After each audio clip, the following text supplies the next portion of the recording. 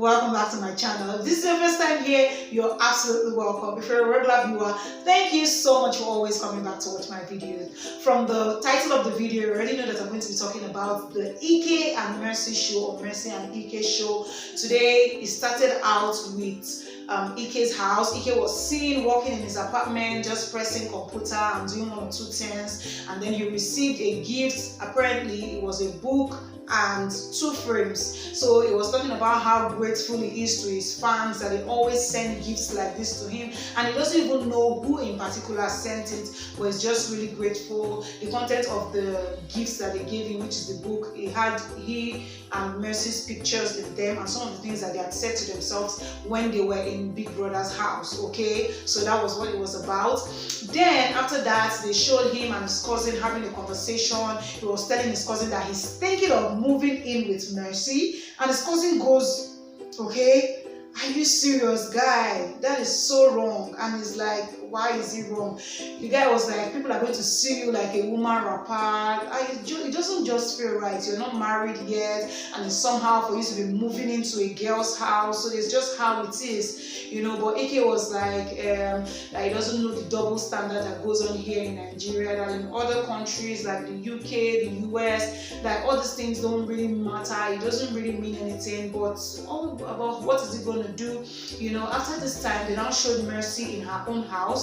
She was having a conversation with her sibling, and they were planning her house party. This house party shouldn't be news because we already saw pictures and videos that she had done this party since before this whole quarantine lockdown-ish. So this video probably would have been taken since. So they were planning the whole house party. She said, we were talking about cooking her sister. She was like, no, we don't have to cook. No, we're going to call the cook. I have somebody that did my birthday the last time, so she's just going to, you know, hook us up. So they called the person. After that, talking about the whole party thing, she said she was going to just have few people invited. She doesn't really want to do a big thing, you know. She just wants to use her own speakers. Because the person was asking, do you want canopies, do you want DJ? She's like, no, she just wants tiny party inside the house. So, you know, she was like, don't bring food, I just need small chops and all. I'm going to buy drinks, all those good stuff. So after that, she was shown, she called Ike. She was going over to Ike's place. Ike's auntie was there, Auntie Cleopatra. She was there. She went to receive Mercy, and she sounded like she and Mercy had known for a long time. They had this very good relationship. There was a bond, and it didn't look like they were faking it. So it was really good that they had that relationship already. So when she got in, they were just talking about, oh, the party, oh, how is the party going to be like? Oh, then the auntie mentioned that they're going to be bringing Uba. Uba is a food here in Nigeria that belongs to the Easterners, the Igbos. So they are insinuating that this food actually has more to it. It's not just food. It means togetherness, it means bond, according to Ike's auntie. So Mercy also understood that because she's also from the East here in Nigeria, and she understood the fact that them bringing Uba to the party means bond, togetherness, and it means that they have accepted her into their family, which is really cool. So after that, Mercy just started talking to Ike's auntie that, see, oh, Ike has this girl in Owerri. She's like, which girl is that? You know, she was just on Mercy's side. She was telling Ike that, Ike, which girl is she talking about? You know, Mercy was just showing her picture that this is the girl. Ike said, this girl is somebody I met at the club when I went to Owerri. There's no big deal.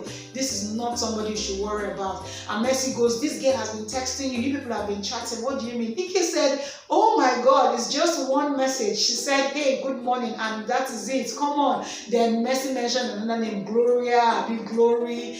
And Ike was like, this Glory or Gloria you're talking about, I know a lot of Glory and Glorias, but then I know I have this Glory, she's my friend. I have 3 friends, and Mercy said that she doesn't really have any problem with Ike making female friends. She just really wants him to respect her, and that is it. So after this, they showed where Mercy and Ike were looking through the gifts that they received from the fans. You know, this book had a lot of things that they had said in the house. It was so cute. They were reading it. You know, she was saying that, oh, you are washing me with hypo, some cute little things, some romantic love things. Oh, we're going to spend, this thing is forever. You know, all those good things. We're like, oh, we said these things, you know. So yeah, that was what played out in Ike's house. After that, it was now time for Ike and Mercy to have a conversation where they were now talking about, oh, do you want to move in with me or do I move in with you?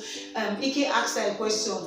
Do you think you can live with me? And she's like, well, he said, because I know that I can be really difficult to live with. I know that I'm cranky when I wake up in the morning. I know how I am when I go use the toilet. You know how I used to complain back then in the house that, oh, I don't close the toilet seat and all that. So she's like, yeah, you even mess up the toilet sometimes. He's like, no, I don't mess up the toilet. But yeah, they were just going back and forth, having that conversation that, oh, that do you think you can live with me? She's like, but I love you, so what do you think? And it was really cute. So yeah, after that it was now time for the party. They were preparing for the party. It was the party time, so a lot of guests started coming into the party. There was ex-Big Brother house guests, like there was Shola was there, Diane was there, Elozonam was there, and a whole lot of people. They came for the party. When the party started, we were having fun, drinks, music. Then Mercy came, dragged Diane into her room to have a conversation with her. She was talking to her about the fact that she wants Ike to move in with her. Diane was like, it's a lie. She said, yeah. So Diane said, okay, what is your mom saying about it? What is your sister saying about it?